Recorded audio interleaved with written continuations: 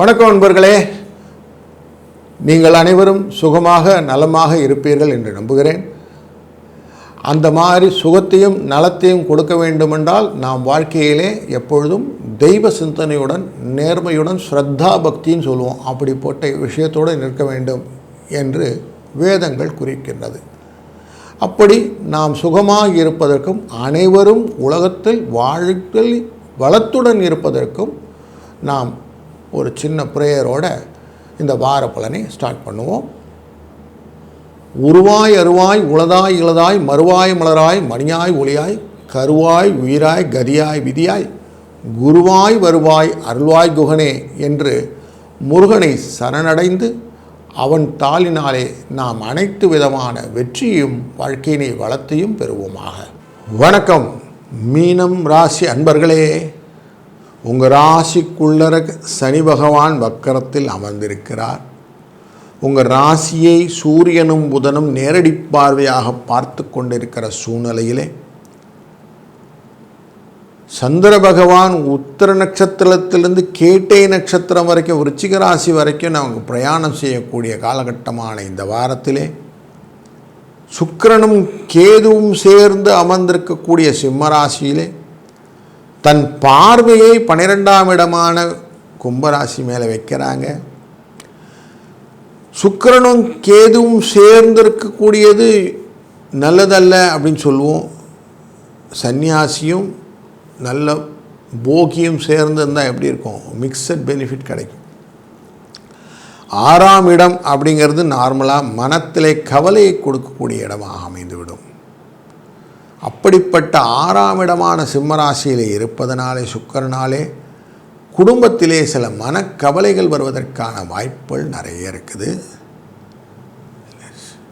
பணவரவை பொறுத்த வரைக்கும் கேது பகவான் 6ஆம் இடத்தில் இருப்பதனாலே பணவரவுக்கு குழப்பம் இல்லை. தேவையற்ற செலவுகள் வருவதனாலே ஒரு நிலை தடுமாற்றக்கூடிய சூழ்நிலை உண்டாகும். சூரிய பகவான் 7ஆம் இடமான கலத்திரஸ்தானத்திலே அமர்ந்திருப்பதும் புதனுடன் சேர்ந்து அமர்ந்திருப்பதும் அலைச்சலை உண்டு பண்ணும். பிரயாணங்கள் நிறைய இருக்கும். அதனால் உடல் சோர்வு வருவதற்கு வாய்ப்புகள் உண்டு. புதனுடைய உச்ச ஆட்சி என்ற இந்த விஷயம் உங்கள் ராசிக்குள்ளே புதன் வந்தால் வீக் ஆகிடுவார்.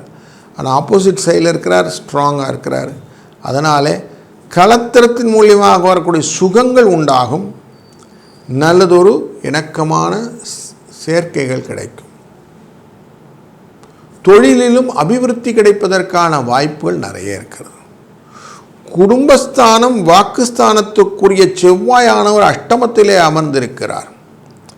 அஷ்டமத்திலே அமர்ந்த செவ்வாய் குருவினால் பார்க்கப்பட்டு குடும்பஸ்தானத்தை பார்க்கிறார். அப்படிங்கிறது பார்க்கும்போது எதிர்பாராத விஷயத்திலே குடும்பத்திலே சில குழப்பங்கள் வரும், பிறகு தீர்வும் வரும் அப்படின்னு தெரிகிறது. முக்கியமாக உடல் மருத்துவ செலவுகள் குடும்ப உறுப்பினர்களுக்கு வருவதற்கு வாய்ப்புகள் இருப்பதனாலே கொஞ்சம் எச்சரிக்கையும் இருக்க வேண்டிய அவசியம் இருக்கிறது. குருவின் அருளால் அது உடனே சரியாக போடுன்றதும் ஒரு விஷயம் இருக்குது. குரு 4ஆம் இடத்திலே அமர்ந்து கொண்டிருப்பது அப்படின்னு பார்க்கும்போது சிநேகங்களுடன் விரோதங்கள் வருவதற்கான வாய்ப்புகள் நிறைய இருக்குது. தேவையில்லாமல் ஃப்ரெண்ட்ஸ்கிட்ட பெட்டுலாம் பண்ணிவிட்டு அதனால் சண்டைகள் வருவதற்கு வாய்ப்பு இருக்கிறதுனாலே கொஞ்சம் டிஸ்டன்ஸ் கீப் பண்ணுறது நல்லது. தொழிலின் அடிப்படையிலும் கல்வியின் அடிப்படையிலும் புதிய முயற்சிகளை படித்தால் நல்லா போகலாம் அப்படின்னு சொல்லுவாங்களே, அந்த படிப்பு விஷயத்தில் மட்டும் கொஞ்சம் கான்சன்ட்ரேட் பண்ணுங்கள். லாபங்கள் பெறுவதற்கான வாய்ப்புகள் நிறைய கிடைக்கிறது. அதனால் அடுத்து படித்தா நல்லாயிருக்கும், தாராளமாக படிங்க. படிக்கிறதுனால முன்னேற்றமான வாழ்க்கையை நீங்கள் பெற்றுக்கொள்ளலாம். சிலருக்கு உயர்கல்வி படிப்பது, மருத்துவ தொடர்பிலே இருக்கக்கூடியதற்கு மருத்துவத்தில் இன்னும் கொஞ்சம் சர்ஜிக்கல் ரிலேட்டடாக படிக்கிறது, இதெல்லாம் இந்த வாரத்தில் அவசியம் தொடங்கலாம். துணி வியாபாரம் செய்பவர்கள் துணி வியாபார கடைகளை ஓப்பன் பண்ணுறதுல இந்த வாரத்தில் பண்ணலாம். வியாபாரிகளாக ஏற்கனவே இருப்பவர்கள் அழகாக டயத்துக்கு போய் உட்காருங்க. நல்ல லாபத்தை பெறக்கூடிய வாரம் இது. இந்த வாரம் நவராத்திரி வாரமானதுனாலே நவராத்திரி கொலு பொம்மைகள் எல்லாம் வாங்கி படிகளிலே வைப்பதிலே முக்கியமாக காமதேனு என்கிற அந்த பசுமாட்டை வாங்கி நீங்கள் நவராத்திரி கொலுவிலே ஒரு அங்கமாக அமைத்து விடுவீர்களானால் இந்த காமதேனுவினாலே உங்களுக்கு வரக்கூடிய வரவுகள் என்றும் நிரந்தரமாக இருக்கச் செய்வார். அதனால் வாழ்க்கையிலே சுபிட்சமும் 16 செல்வ வளமும் என்றும் உங்களுக்கு நிலைத்திருக்கச் செய்யும். நல்லது நடக்கும். நல்லதே நடக்கட்டும். வாழ்க வளத்துடன்.